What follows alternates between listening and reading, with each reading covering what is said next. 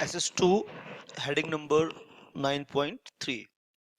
Each resolution put to vote by poll shall be put to vote separately. Right. Although one ballot paper may be used for more than one item. क्या कहना चाहते हैं बेटा यहाँ पर? आप ध्यान देंगे मेरी बात की तरफ। शाबाश बेटा।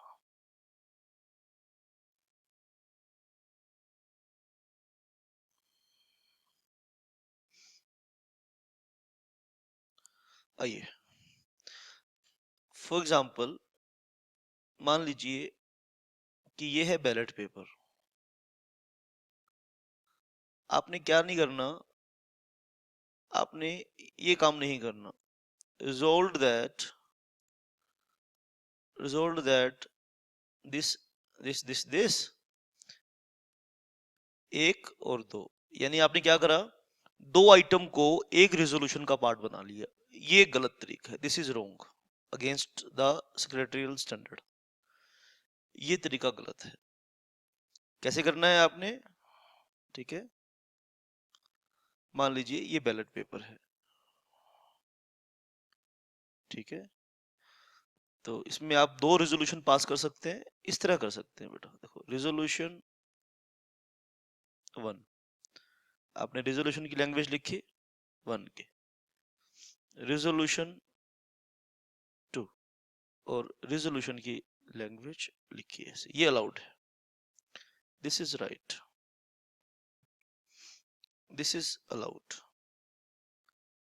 ध्यान दीजिए बेटा, बहुत बारीक बात है, बहुत बारीक बात है। 3-4 नंबर दिला देगी ये बात आपको एग्जाम में।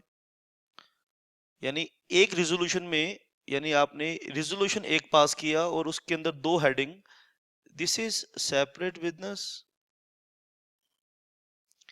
And this is separate business. आप एक ही रेजोल्यूशन से डायरेक्टर या ऑडिटर की अपॉइंटमेंट इकट्ठे नहीं कर सकते। दो डायरेक्टर्स की अपॉइंटमेंट भी आप इकट्ठी नहीं कर सकते। और हाँ, लेकिन दो रेजोल्यूशन, सेपरेट रेजोल्यूशन बना के आप एक से ज्यादा आइटम एक रेजोल्यूशन में इंसर्ट कर सकते हैं, ये अलाउड है। आगे देखिए बेटा, अपॉइंटमेंट ऑफ स्क्रूटनाइजर्स। आगे हम पढ़ेंगे स्क्रूटनाइजर्स बेटा। स्क्रूटनाइजर्स कौन होते हैं बेटा? जो बैलेट पेपर्स को इकट्ठा करेंगे, उन्हें क्लासिफाई करेंगे, उन्हें काउंट करेंगे और जो भी रिजल्ट आएगा उन्हें लिखेंगे बेटा। आइए 9.4 पैराग्राफ पढ़ रहे हैं बेटा, शाबाश, ध्यान देंगे आप बात की तरफ बेटा।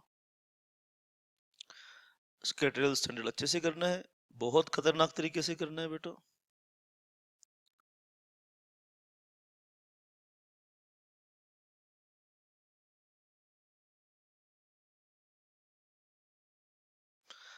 Chairman shall appoint such number of scrutinizers as he deems necessary, who may include a company secretary in practice, chartered accountant in practice, a cost accountant in practice, advocate, or any other person of repute who is not in the employment of the company, to ensure that the scrutiny of the votes cast on a poll is done in a fair and transparent manner।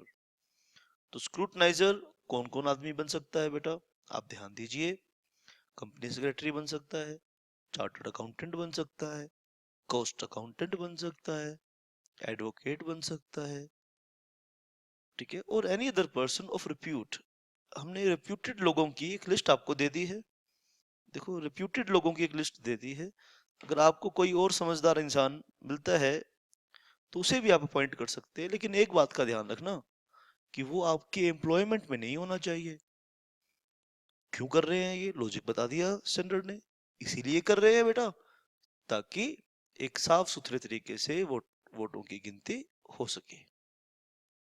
9.4, ठीक है, and ये जो bold के नीचे है, आइए बेटा ध्यान से सुनेंगे।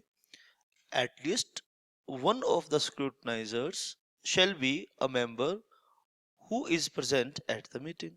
और एक स्क्रूटनाइजर ऐसा होना चाहिए कि जो मेंबर हो, और ना केवल मेंबर हो बल्कि मीटिंग में प्रेजेंट भी हो, provided such a member is available and willing to be appointed. जबरदस्ती देखो किसी के साथ नहीं करनी है, जबरदस्ती नहीं अपॉइंट करना किसी को। अब हम पढ़ेंगे बच्चे 9.5 declaration of results. Based on the scrutinizer's report, chairman shall declare the result of the poll within 2 days of the submission of report by the scrutinizer, with the details of the number of votes cast for and against the resolution, invalid votes, and whether the resolution has been carried or not। ये सब बातें दोबारा से पढ़िए। 9.5 paragraph बेटा, 9.5 paragraph आप अच्छे से पढ़ेंगे, ध्यान देंगे बेटा मेरी बात की तरफ, बहुत इंपॉर्टेंट है ये चीज। Based on the scrutinizer's report, chairman shall declare result of the poll within 2 days। Note कर लीजिए बेटा, इन 2 दिनों की बात को नोट कर लीजिए, बहुत इंपॉर्टेंट है। Of the submission of report by the scrutinizer with the details of the number of votes cast for and against the resolution।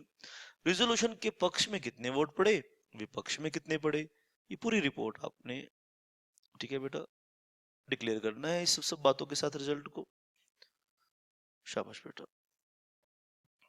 आइए इसकी थोड़ी सी नीचे और डिटेल में पढ़ते हैं, बोल्ड पैराग्राफ के नीचे 3 पैराग्राफ है, आओ एक एक करके पढ़ते हैं। The scrutinizer shall submit his report to the chairman who shall countersign the same। जैसे ही स्क्रूटनाइजर रिपोर्ट चेयरमैन को सौंपेगा, चेयरमैन क्या करेगा, उसे काउंटर साइन करेगा।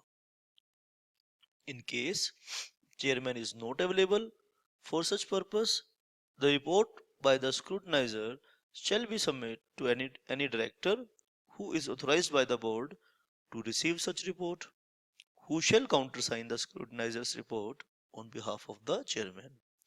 यदि चेयरमैन अवेलेबल नहीं है तो वो डायरेक्टर स्क्रूटनाइजर रिपोर्ट को रिसीव कर सकता है जिसे डायरेक्टर्स ने ऐसा करने की पावर दी हुई है, ठीक है बेटा।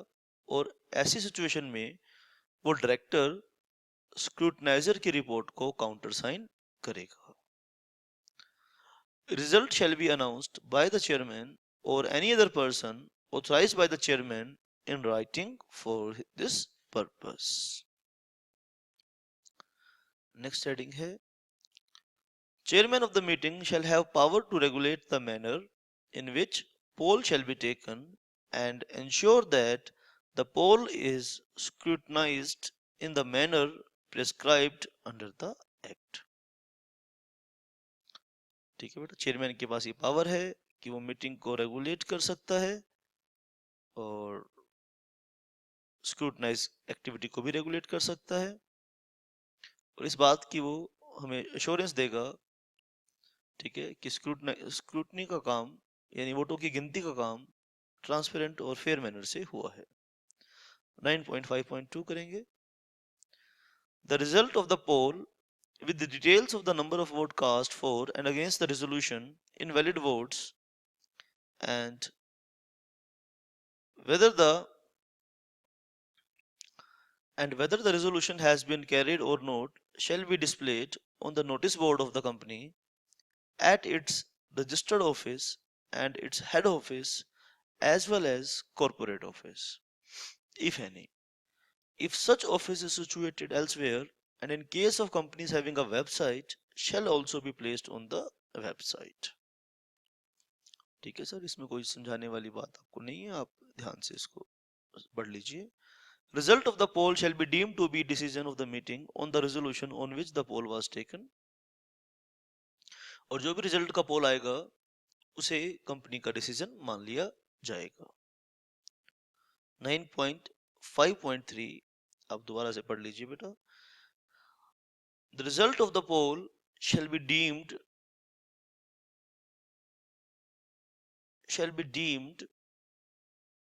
to be the decision of the meeting on the resolution on which the poll was taken, जहां पोल हुआ है। देखो, शो ऑफ हैंड के बाद पोल हो सकता है, तो शो ऑफ हैंड एक फाइनल डिसीजन नहीं है, लेकिन पोल एक फाइनल डिसीजन है। पोल के बाद पोल हो गया, स्क्रूटनाइजिंग हो गई, वोटों की गिनती हो गई, चेयरमैन ने डिक्लेयर कर दिया वोट, स्क्रूटनाइजर्स ने रिपोर्ट साइन कर दी, चेयरमैन ने काउंटर साइन कर दिया। ये सब प्रोसेस होने के बाद जो भी रिजल्ट का पोल जब भी पोल का जो भी रिजल्ट आया है, जो भी पोल का रिजल्ट आया है, ठीक है, that shall be taken as the decision of the meeting.